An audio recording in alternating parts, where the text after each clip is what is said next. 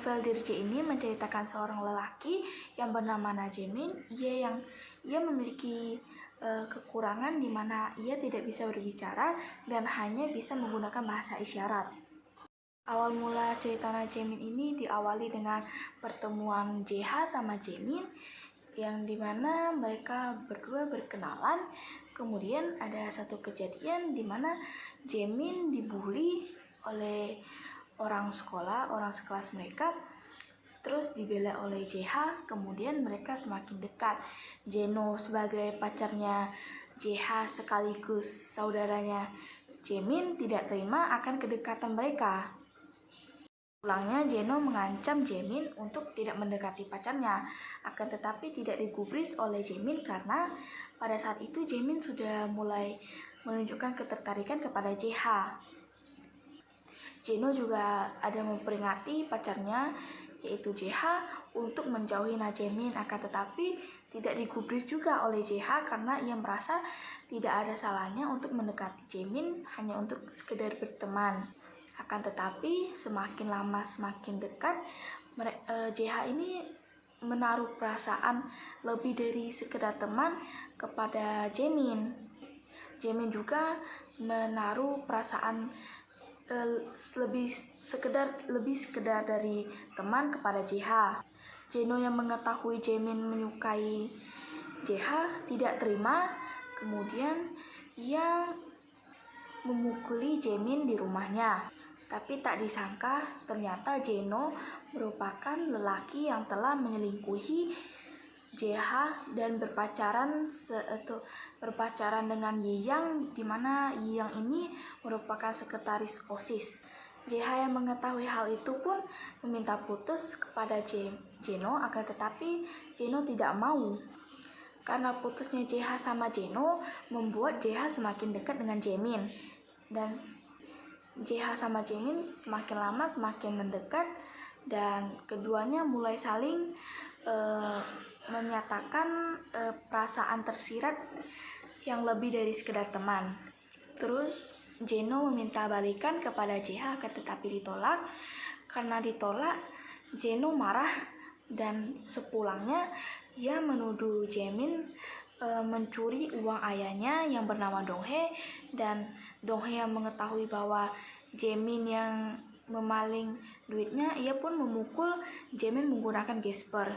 Padahal Jaemin itu tidak mencuri uang ayahnya sama sekali. Uang yang ditemukan itu merupakan hasil kerjanya. Setelah dipukuli, Jaemin dikurung selama 3 hari oleh ayahnya di kamar mandi. Kedua kali Jeno mencoba untuk mengajak balikan kepada si JH, akan tetapi JH selalu menolak ajakan balikan dari Jeno. Jeno semakin marah. Kemudian ia menyebarkan rumor bahwa JH ini berselingkuh dengan Jaemin ketika sedang berpacaran dengan Jeno. Padahal aslinya itu Jeno yang selingkuh dari JH. Para siswa-siswi yang mendengar rumor tersebut pun mulai membuli JH karena mereka marah karena JH lebih memilih lelaki seperti Najemin yang memiliki kekurangan. Setiap harinya JH diomongkan dan dibully hingga dipukuli oleh siswa-siswi yang di sana. Sepulangnya dari sekolah, Jeno saat itu menyewa seseorang untuk menabrak Najemin menggunakan motornya. Hingga Najemin saat itu masuk rumah sakit dan tidak sadarkan diri. Kemudian Lai Kuan Lin, cowok yang suka sama JH pun mulai lapor ke guru bahwa Jeno yang merencanakan pembunuhan kepada Jaemin karena ia menyewa seseorang untuk mencoba membunuh Jaemin dengan menabraknya. Hari-hari berlalu, Kuan Lin dan JH dan temannya yang lainnya itu semakin dekat hingga ada suatu kejadian Kuan Lin ingin mencoba menuduh Jeno mencuri dompet Jin Yong. Tapi pada saat itu Jaemin yang mendapatkan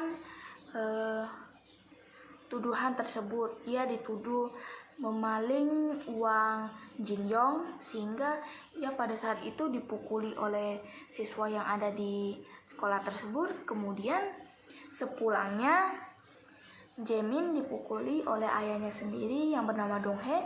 Kemudian Donghae saat itu mencoba untuk mencekoki Jaemin menggunakan cairan lantai pembersih. Kemudian saat itu Jaemin langsung keracunan karena cairan tersebut, dan pada akhirnya Jaemin meninggal dunia. Namun sebelum menghembuskan nafas terakhirnya, Jaemin mendapatkan apa yang dia impikan selama ini. Selama ini Jaemin selalu iri kepada Jeno karena Jeno selalu disayang oleh ayahnya, sedangkan dia tidak. Pada saat itu Jaemin pernah meminta pelukan kepada ayahnya, akan tetapi tidak dikasih. Ketika Jaemin saat itu ingin berada di rumah sakit dan ingin dikirimkan ke Singapura untuk berobat lebih intensif, di sana ayahnya menyesal karena telah memperlakukan Jaemin secara buruk. Kemudian ayahnya juga meminta maaf ketika Jaemin sedang tertidur. Tapi yang sebenarnya terjadi adalah Jaemin tidak tertidur, dan pada saat itu Donghae atau ayahnya Jaemin memeluk Jaemin ketika ia tahu bahwa Jaemin sedang tertidur, padahal aslinya tidak. Jaemin yang saat itu mendapatkan pelukan dari ayahnya, ia pun sangat senang, dan saat itu ia mengajak JH jalan-jalan, dan ya Jaemin mengutarakan perasaan seberapa sayang ia kepada JH. Kemudian pada akhirnya ya Jaemin meninggal di sandarannya JH. Dari Dirce yang bernama Jaemin ini sangat kasihan banget, dia yang selalu dibully, akan tetapi ia tidak pernah melawan orang yang membulinya, karena ia percaya bahwa dengan membalas orang yang membuli dia itu tidak akan menghasilkan apa-apa. Padahal jika ia melawan, mungkin pembulian yang ia dapatkan bisa dikurangi, akan tetapi ia tidak melakukannya. Halo semuanya, pada kali ini saya akan bercerita tentang novel DRJ, yaitu seorang Jaemin pemuda laki-laki yang tidak sempurna karena dipandang dengan fisiknya. Karena kekurangannya, ia seorang tunawicara, ia bisu. Namun, Jaemin sebagai murid transfer masuk ke kelasnya Jung Jae-ha, yaitu kekasihnya Jeno. Saat Jaemin masuk ke kelasnya, Jae-ha diherankan oleh seisi kelas yang berbicara bisik-bisik. Namun kata lain tidak terdengar baik, Jena pun menghampiri Jaemin dan berbicara dengannya. Namun Jaemin tidak menjawab pertanyaan, melainkan menganggukkan kepala saja. Jae-ha bertanya kepada Jeno, kenapa Jaemin dijauhi? Namun raut muka Jeno berubah karena tidak suka dengan Jaemin. Selain itu, ketua tim basket dari sekolah pun bilang Jae-ha untuk tidak mendekati Jaemin karena Jaemin memiliki sakit mental, yaitu bisu. Jae-ha berpikir kenapa harus dijauhi, salah apa Jaemin sehingga dibully. Jae-ha ingin mengenal Jaemin lebih dalam lagi, bahkan sampai belajar bahasa isyarat untuk berbicara dengan Jaemin. Mereka berakhir dekat, walaupun Jae-ha juga ikut dibully karena teman-temannya. Setiap hari Jaemin dibully karena tidak melawan balik. Ia juga kerap membantu orang lain tetapi tidak peduli dengannya. Jaemin harus bekerja paruh waktu untuk hidup. Uang penghasilan yang ia gunakan untuk menabung untuk makan. Jaemin pun juga dibenci oleh keluarganya, tidak dianggap, dan dipanggil dengan anak haram, dan menjadi korban kekerasan ayahnya. Ibu kandung Jaemin pun meninggal setelah melahirkannya.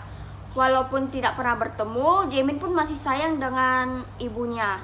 Ternyata di balik Jaemin yang ramah tersenyum, ia pun menderita. Tapi sekarang Jae-ha yang selalu ada di sisinya, membantu ibunya, dan Jae-ha menjadi harapannya.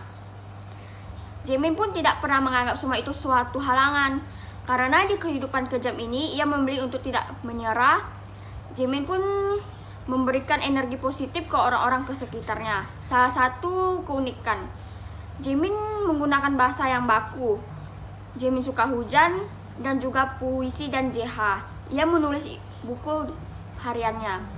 Hidup Jaemin pelan-pelan berubah setelah bertemu JH.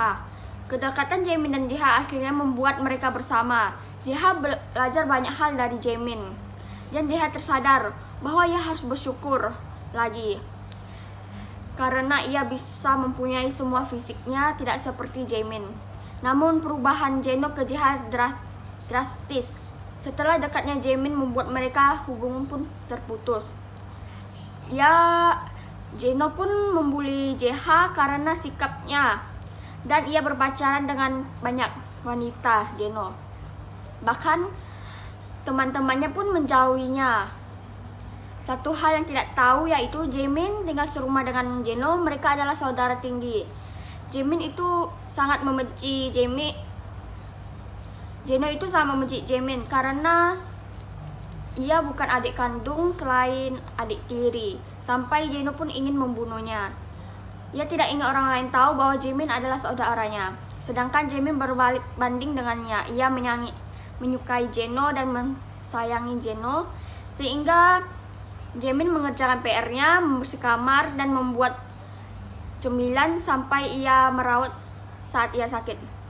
Lee Kuan Lin yaitu pembuli yang ditakuti dan suka menyebarkan info bahwa Jaemin yaitu saudara Jeno. Ia melakukan apapun agar JH jauh dari kedua Jaemin dan Jeno, tapi nihilnya JH semakin benci dengan Lee Kuan Lin. Setelah itu, info pun tersebar karena Jeno sama Jaemin yaitu saudara tiri. Ayahnya pun tidak terima karena mereka saudara tiri. Ayahnya pun cemas. Ia tidak pernah membayangkan bahwa ayahnya sekejam ini. Setelah itu, ia sudah melakukan semuanya untuk menutupi bahwa Jaemin adalah bagian keluarganya. Jeno pun kayak menolong Jaemin ke UGD karena ayahnya memaksa Jaemin meminum cairan pembersih lantai, sehingga Jaemin kondisinya sangat buruk. Setelah Jaemin siuman, Jeno meminta maaf sambil menangis. Ia benar-benar menyesal dengan merasa malu. Tidak hanya Jeno yang menyesal, ayahnya juga. Setelah itu, dia pun menjenguk meminta maaf kepada Jaemin. Setelah pergi dijemput polisi, hal ini tuh mengejutkan Jaemin. Ternyata ayahnya diancam masuk penjara. Ia pun menangis terharu, tetapi Jaemin perlu ke Singapura untuk berobat beberapa hari karena ia benar-benar belum pulih. Dan selama ini Jeno kira bekas jahitan di perut itu karena usus buntu. Ternyata Jeno pernah sakit parah dan Jaemin memberi satu ginjal untuk Jeno. Jeno pun tidak pernah tahu kalau itu adalah ginjalnya Jaemin. Jeno pun kaget dan ia pun baru tahu. Tetapi Jaemin harus ke Singapura karena Jaemin menahan rasa nyeri dan mengajak JH jalan-jalan di luar walaupun sudah pukul 11 malam. JH pun mendorong kursi rodanya Jaemin. Tak lama kemudian Jaemin menyadarkan kepala ke bahu JH. JH mengajak Jaemin untuk masuk ke dalam karena ia kira Jaemin mengantuk. Tapi Jaemin tidak menjawab. Genggam tangan Jaemin tiba-tiba terlepas dan JH pun tak kunjung mendapat jawaban dan mulai panik. Dia tidak percaya, ia menangis. Jaemin pun sudah beristirahat tenang, mengisyaratkan rasa lelahnya. Selamat tidur pelangiku, bisik JH. Menurut kami, novel ini sangat bagus karena banyak pelajaran yang bisa dipetik dalam cerita ini. Jaemin yang tunawicara, ia tidak pantang menyerah dan ia percaya dengan hidupnya. Tuhan akan memberikan takdir yang terbaik untuknya. Sifat Jaemin yang pekerja keras, sabar, ramah, dan selalu tersenyum patut dicontoh. Jaemin tidak membahas orang-orang yang membulinya karena Jaemin yakin Tuhan akan membalas suatu hari nanti. Jalan cerita ini sangat menarik. Namun ada juga kekurangan dari novel ini, seperti pembulian, kekerasan yang kejam, semua itu tidak boleh diikuti. Dari adegan-adegan yang ditulis oleh si penulis ini nih ditujukan kepada para pembacanya itu supaya tidak melakukan hal-hal yang sama seperti yang ditulis penulisnya di dalam novel tersebut. Nah, di sini juga dikatakan yang berikan pesan bahwa kepada para pembaca supaya tidak membeda-bedakan kepada sesama teman sekolah, walaupun dia ada kekurangan atau sebagainya, kita sepatutnya itu harus memberikan dukungan kepada orang tersebut, tidak membulinya atau memberikan penindasan yang berlebihan. Kita juga sebagai siswa-siswi yang masih beranjak dewasa, kita juga kalau ingin berpacaran, kita harus memilih-milih terlebih dahulu dan memastikan bahwa pacaran yang kita sedang jalani itu hubungan yang sehat, bukan hubungan toksik di mana entah lelakinya yang manipulatif atau sebagainya, atau ceweknya yang egois dan tidak ingin terlihat salah di depan cowoknya, yang hanya ingin cowoknya ini salah tetapi si ceweknya tidak. Nah, sebaliknya juga gitu. Jadi kita ditulis dari penulisnya ini supaya kita para pembaca itu bisa memilah di mana hubungan yang bisa dipertahankan dan tidak bisa dipertahankan. Dari sini pesan-pesan yang kami simpulkan dari novel ini, kita itu tidak boleh menindas atau membuli orang-orang yang berketubuhan khusus, entah itu dari kekurangannya atau sebagainya. Itu kita tidak seharusnya menindas atau membuli orang. Dari sini terima kasih.